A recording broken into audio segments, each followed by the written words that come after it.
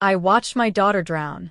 Not by accident, not by fate, but because rich people thought it was funny.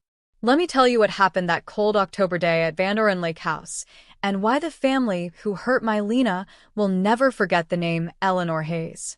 If this story grips your heart, please like, share, and subscribe so others can hear what really happens when power meets a mother's love. My name is Eleanor Hayes. For 30 years, I worked at the town library organizing books and helping children find stories. I lived a quiet life, a simple life. My daughter Lena was my everything. She had brown eyes that sparkled when she laughed. She loved painting sunsets and baking chocolate chip cookies that were always slightly burned at the edges.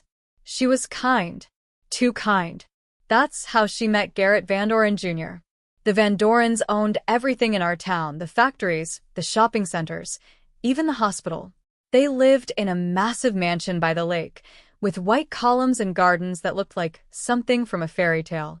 Garrett Jr. was handsome, with blonde hair and a smile that could melt ice. He saw Lena at the town festival, painting children's faces. He walked right up to her and said, "You're the most beautiful thing I've ever seen."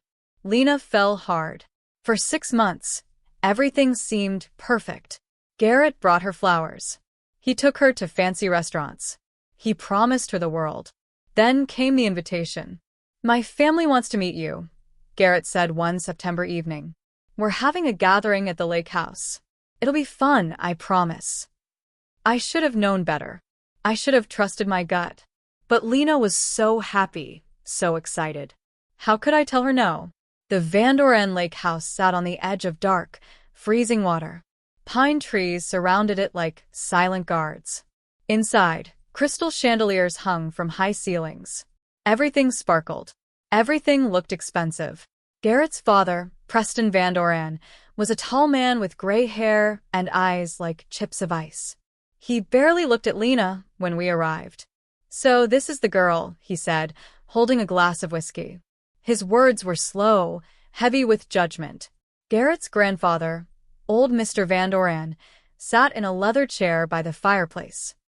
He didn't even turn his head. "She's from the poor side of town, isn't she?" he muttered.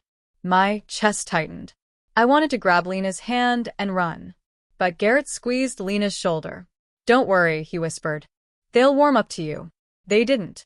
For 2 hours, Preston and his father made cruel jokes. They asked Lena questions designed to embarrass her. "What does your mother do?" Preston asked, his lip curling. "She's a librarian," Lena answered softly. "How charming," he said, and everyone laughed. I felt my face burn with shame and anger. But I stayed quiet. For Lena's sake, I stayed quiet. Then Preston suggested they go outside. "Let's show her the real Van Doren experience," he said with a wicked grin. The lake was dark and cold. The October wind cut through my jacket like knives. The wooden pier stretched out over the water, old and creaking.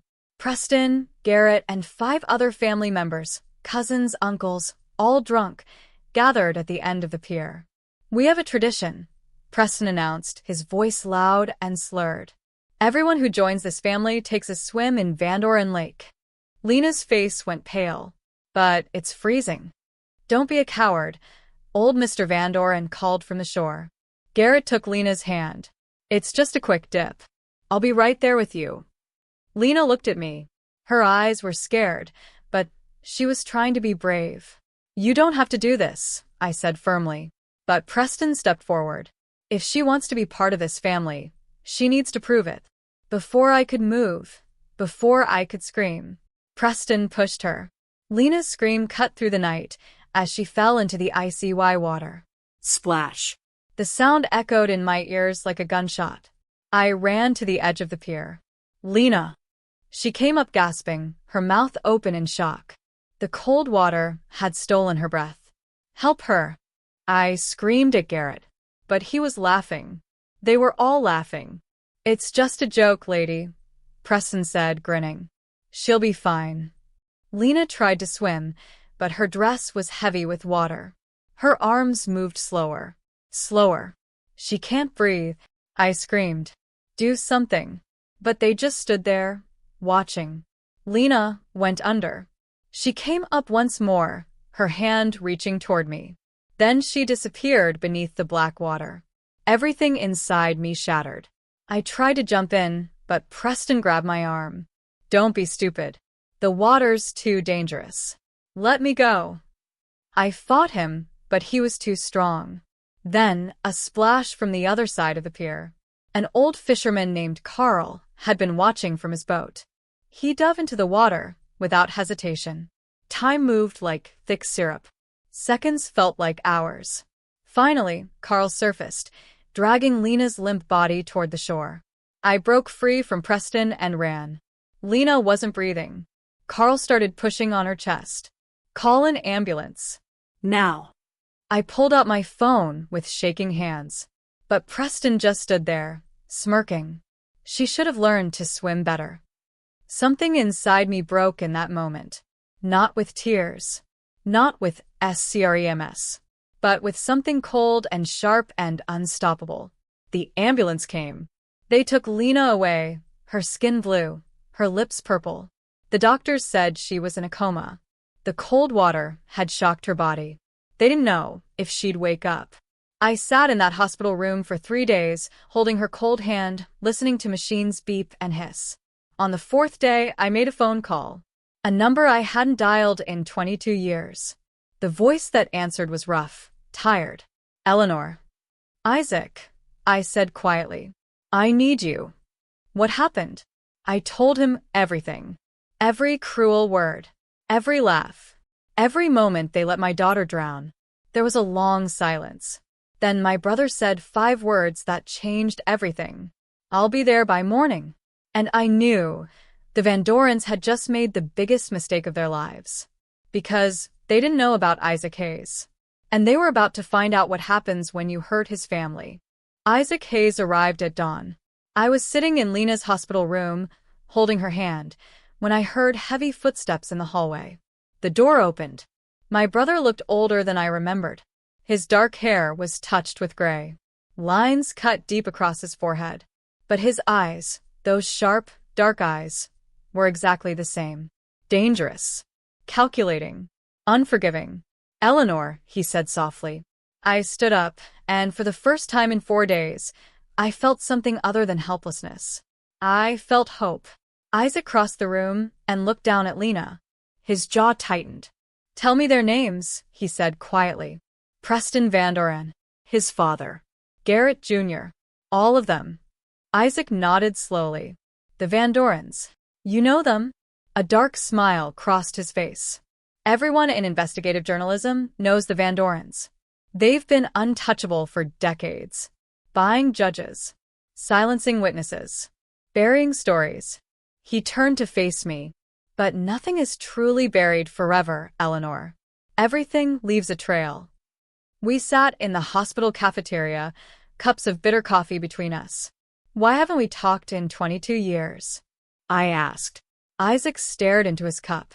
"You remember what I did for a living? You were a journalist. Not just any journalist," he said. "I exposed powerful people, corrupt politicians, criminal businessmen.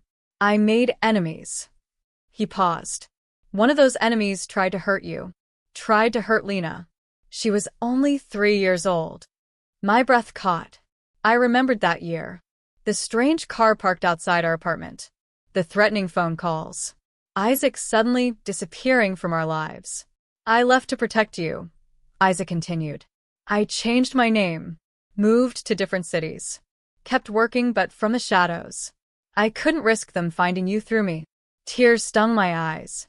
"You gave up your family to keep us safe. And now," Isaac said, his voice hard as stone, "someone hurt my niece. That changes everything." Isaac rented a small room above the town bakery. Within hours, he'd transformed it into a command center. Papers covered the walls. Photographs. News articles. Maps. "What is all this?" I asked. "The Van Doren family history," Isaac said, pointing to a timeline he'd drawn. Preston's father, old Mr. Van Doren, built their fortune in the 1960s through factory work. But there are gaps in the story. Money that appeared from nowhere. Business deals that don't make sense. He pointed to a newspaper article from 2003. Local woman drowns in boating accident at Van Doren Lake. My stomach twisted. Her name was Sarah Chin, Isaac said. She was dating Garrett Sr., Preston's older brother, 22 years ago. One night, during a party at the lake house, she drowned. An accident? Isaac's eyes were dark. That's what the report said. But look at this. He showed me another document, a witness statement that had been sealed. A teenage boy named Marcus Webb had been working at the lake house that night. He told police he heard shouting before Sarah fell into the water. He heard Garrett Sr. say, "She's just a gold digger. She doesn't belong here." But the statement was buried. Marcus's family suddenly moved away. The investigation was closed in 3 days. "They've done this before," I whispered. "Yes," Isaac said. "And they thought they could do it again." For the next 2 days, Isaac worked like a machine. He contacted old sources, people he'd worked with during his journalism days. He dug through public records. He found Marcus Webb, now living in another state, working as a mechanic. Isaac called him on speakerphone, so I could hear.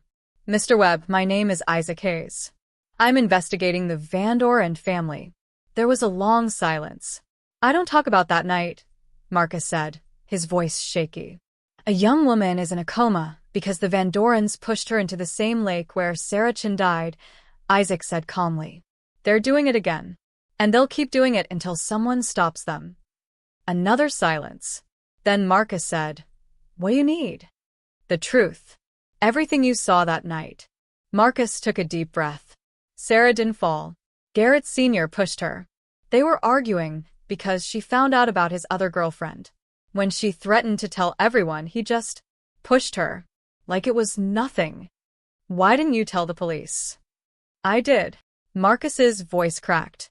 "But 2 days later, men in suits came to our house. They gave my father $50,000 and told us to leave town. They said if we ever talked, my little sister would have an accident." My hands were shaking. "I was 16 years old," Marcus continued. "I was terrified. We took the money and ran." "Would you be willing to go on record now?" Isaac asked. "If it stops them from hurting anyone else." "Yes." Back at the hospital, Lena's condition hadn't changed. The doctors said her brain activity was normal, but her body was in shock. She was trapped somewhere between sleep and waking. I sat beside her, brushing hair from her forehead. "I'm going to fix this, baby," I whispered. "I promise." Isaac appeared in the doorway. "We have a problem." "What?" "Preston Van Doren filed a police report. He's claiming Lena jumped into the water. He says she was drunk and unstable. He's trying to make it look like she tried to hurt herself." Rage flooded through me like fire. "That's a lie." "I know.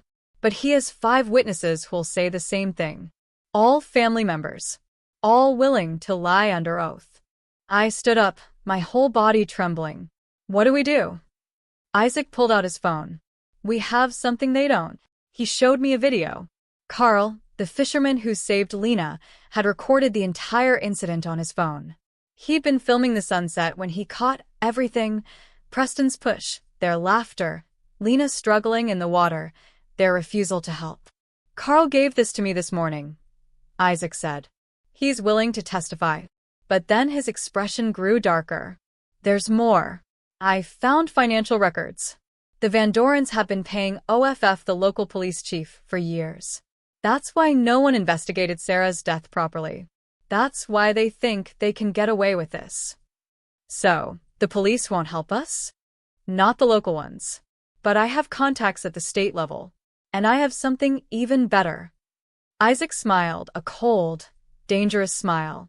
"I still have connections at the biggest newspapers in the country. News stations. Online platforms. The Van Dorens have been hiding in this small town for decades. But the world is about to know their story." That night, I couldn't sleep. I kept thinking about Sarah Chin, about Marcus Webb and his family, forced to run, about all the people the Van Dorens had hurt over the years, about my Lena, lying in that hospital bed, broken because rich people thought cruelty was fun. I'd spent my whole life being quiet, polite, careful. I'd organized books, helped children, lived a simple life. But something had changed inside me. I wasn't that person anymore. At midnight, I went to Isaac's room. I want to help, I said. He looked up from his computer. Eleanor, this is going to get ugly. The Van Dorens will fight back. They'll try to destroy our reputations. They'll. I don't care, I interrupted. They hurt my daughter. They've hurt other people. Someone has to stop them. Isaac studied my face for a long moment. Then he nodded. All right. Here's what we're going to do. The plan was brilliant and terrifying. Isaac had been writing an article not just about Lena, but about everything. Sarah Chen's death. The buried witness statements. The payoffs to police. The pattern of abuse and privilege stretching back decades. But we needed more. We need someone inside the Van Doren house, Isaac said. Someone who can get us documents. Proof of the financial crimes. Evidence they can't deny. Who would do that? Isaac smiled. I've been asking around. Turns out the Van Dorens have a lot of angry former employees. People they fired unfairly. People they mistreated. He showed me a name, Maria Santos. She worked as a housekeeper for the Van Dorens for 15 years. They fired her last month because she asked for a raise. She still has keys to the house. Will she help? For the right reasons? Yes. Maria's daughter is the same age as Lena. When I told her what happened, she cried. She said she'd do anything to stop them. 3 days after Lena's accident, Maria Santos walked into the Van Doren mansion at 2 a.m. She knew the security codes. She knew which rooms had cameras. She knew where Preston kept his private files. Isaac had given her a tiny camera and a USB drive. For 2 hours, Maria photographed everything. Bank statements showing illegal payments. Contracts with forged signatures. Letters threatening business rivals. Documents proving they'd bribed judges and politicians. And in Preston's office, hidden in a locked drawer, she found something shocking. A leather journal. Inside were handwritten notes about Sarah Chen's death. Preston's own father had written, "Problem solved. Garrett handled the girl. Marcus's family taken care of. Police chief paid. Case closed." It was a confession. When Maria delivered the files to Isaac, his hands were shaking. "This is it," he whispered. "This is everything we need." The next morning, something miraculous happened. Lena's fingers moved. I was holding her hand when I felt the squeeze. Lena? "Baby, can you hear me?" Her eyelids fluttered. "Doctor," I screamed. "She's waking up." Medical staff rushed in. Machines beeped frantically. Lena's eyes opened slowly. She looked confused, scared. "Mom?" Her voice was barely a whisper. I burst into tears. "Yes, baby. I'm here. You're safe." "What happened?" I squeezed her hand. "I'll explain everything. But right now, you just need to rest." As the doctors examined her, I stepped into the hallway. Isaac was waiting. "She's awake." "Yes." He pulled me into a tight hug. "Then it's time to finish this." Isaac uploaded his article at midnight. Within 1 hour, it had 50,000 views. Within 3 hours, it was trending on social media. By morning, every major news station in the country was covering the story. Wealthy families' dark history exposed. Decades of abuse, corruption, and cover UPS. The video of Lena being pushed went viral. Millions of people watched Preston Van Doren laugh as my daughter struggled in the water. The phone in Lena's hospital room rang constantly. Reporters, lawyers, people offering support. State police arrived at the Van Doren mansion at 6 a.m. with warrants. And me? I sat beside my daughter, watching the news, watching the Van Doren empire begin to crumble. "Mom," Lena whispered. "What did you do?" I smiled, a smile that felt strange and new on my face. "I called your uncle," I said simply. "And together, we made sure they could never hurt anyone again." The world was watching. Within 24 hours of Isaac's article going live, everything changed. News helicopters circled the Van Doren mansion. Reporters camped outside the gates. Camera flashes lit up the night like lightning. The video of Preston pushing Lena had been viewed 40 million times. People were angry. Not just in our town. Everywhere. Social media exploded with hashtags. Hashtag Justice for Lena, hashtag Van Doren criminals, hashtag Wealth is not above law. But the real storm was just beginning. On the morning of the second day, state police arrested Preston Van Doren. I watched it on the news from Lena's hospital room. Preston walked out of his mansion in handcuffs, his face red with rage. Reporters shouted questions at him. Mr. Van Doren, did you push Lena Hayes into the lake? Is it true you covered up Sarah Chen's death? How do you respond to accusations of bribing police officers? Preston said nothing, but his eyes were filled with hatred. Old Mr. Van Doren was arrested an hour later. Then Garrett Jr., then 3 cousins and 2 uncles. 8 members of the Van Doren family, all taken into custody. The charges were serious: attempted murder, obstruction of justice, bribery, corruption, and conspiracy. Lena watched the news with wide eyes. She was getting stronger every day, but the fear still lived in her face. Is it really over? She whispered. I held her hand. Almost, baby. Almost. Isaac's article had done more than just expose the Van Dorens. It had opened a floodgate.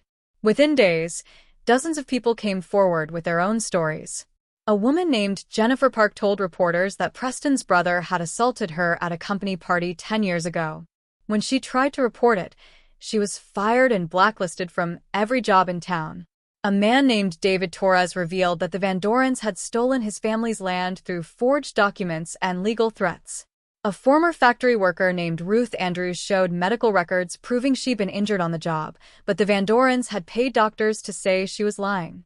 Story after story. Victim after victim. The Van Dorens hadn't just hurt a few people. They'd hurt hundreds. For decades. And now, finally, people felt safe enough to speak. The trial moved fast. The evidence was overwhelming. The video. Maria's documents. Marcus Webb's testimony. Carl the fisherman's eyewitness account. But the Van Dorens tried to fight. They hired the most expensive lawyers in the country. They tried to claim the video was edited. They tried to say Lena had jumped on her own. But the world was watching. And this time, money couldn't buy silence. The lead prosecutor was a woman named Sarah Mitchell, fierce, brilliant, and absolutely determined. In her opening statement, she said something I'll never forget. For too long, the wealthy and powerful have believed they are above the law. They have believed that money can erase crimes. That privilege can silence victims.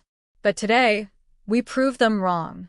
Today, justice belongs to everyone. The courtroom erupted in applause. Lena had to testify. I was so worried about her. She was still weak. Still recovering. Still having nightmares about cold water and laughter. But when she sat in that witness chair, something amazing happened. She became strong. The defense lawyer tried to make her look bad. He asked cruel questions. Miss Hayes, isn't it true you were drinking that night? I had 1 glass of wine, Lena said firmly. Isn't it true you were desperate to marry into the Van Doren family for their money? Lena's voice was steady. I loved Garrett. Or I thought I did. But I learned that love means respect. And they showed me none.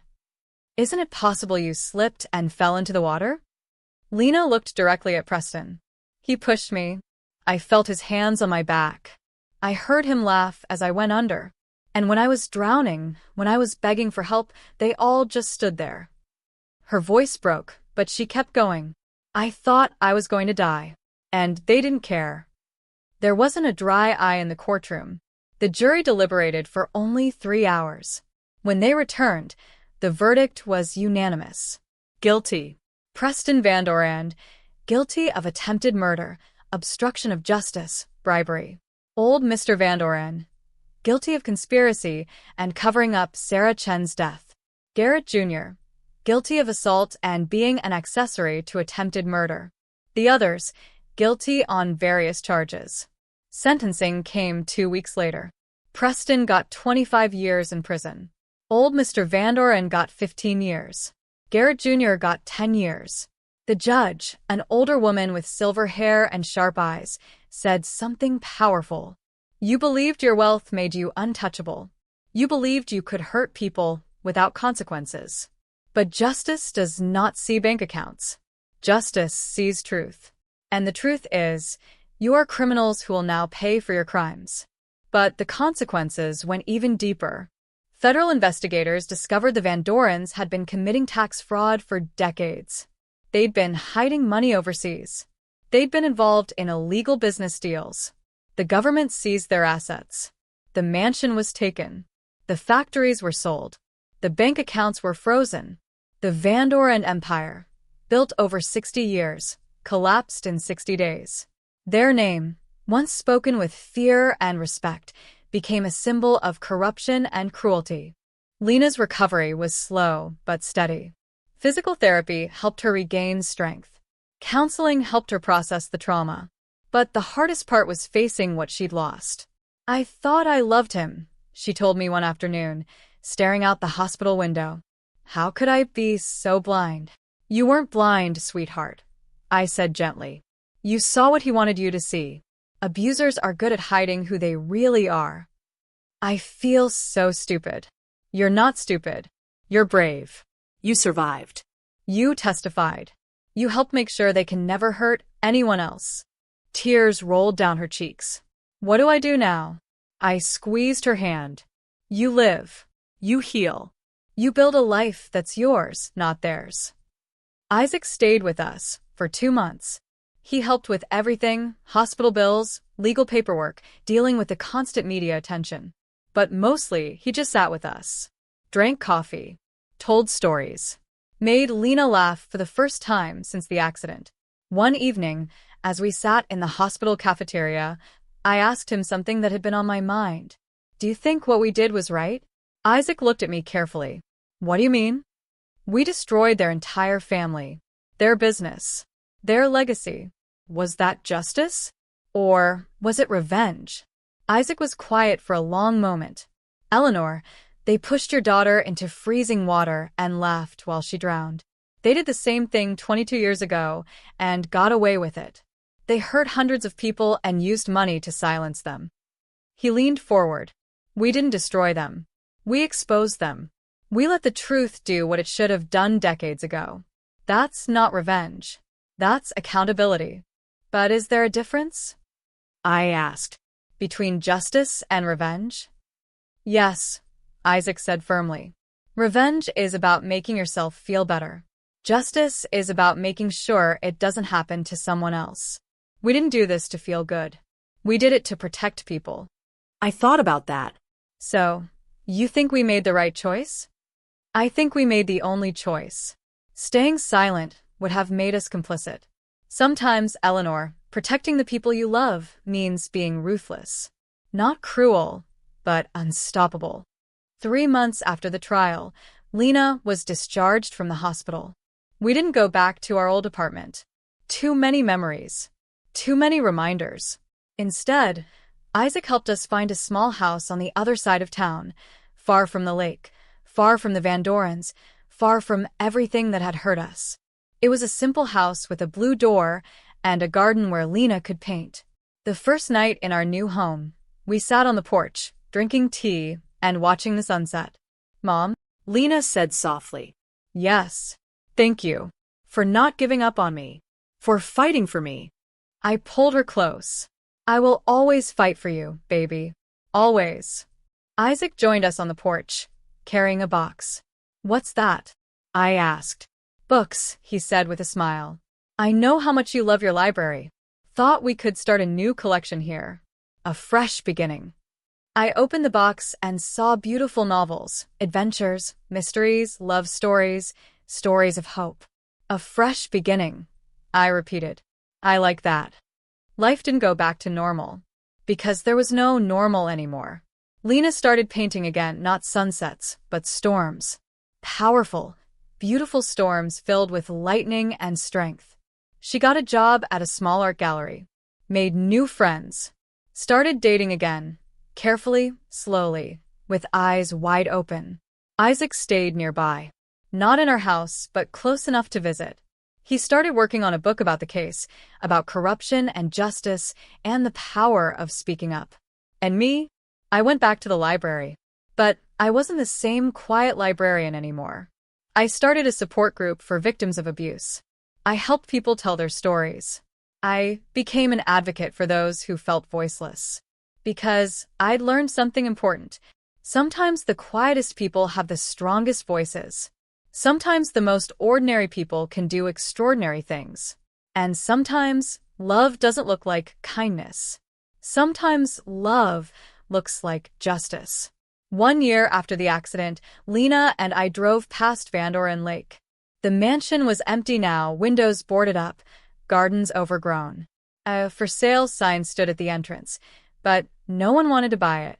The place was cursed with its own history. Do you ever think about that night? Lena asked quietly.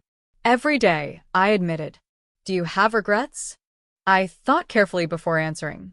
I regret that you had to go through that pain. I regret that people like the Van Dorens exist. But do I regret fighting back? Do I regret exposing them? I shook my head.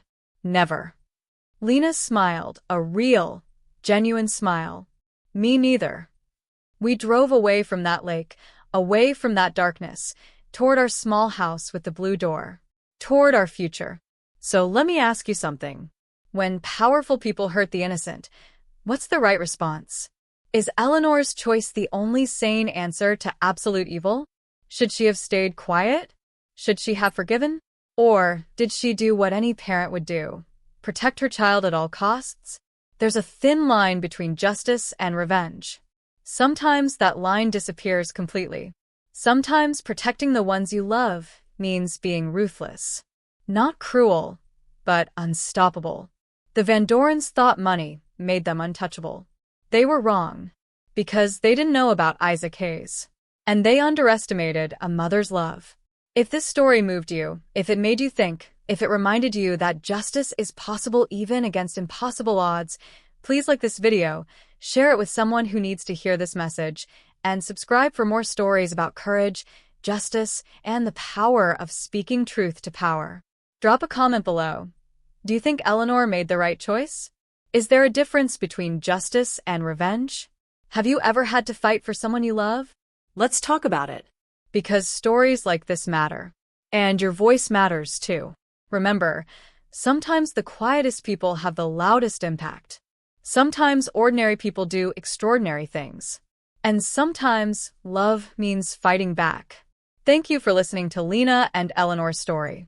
May you never need their strength, but may you have it if you do.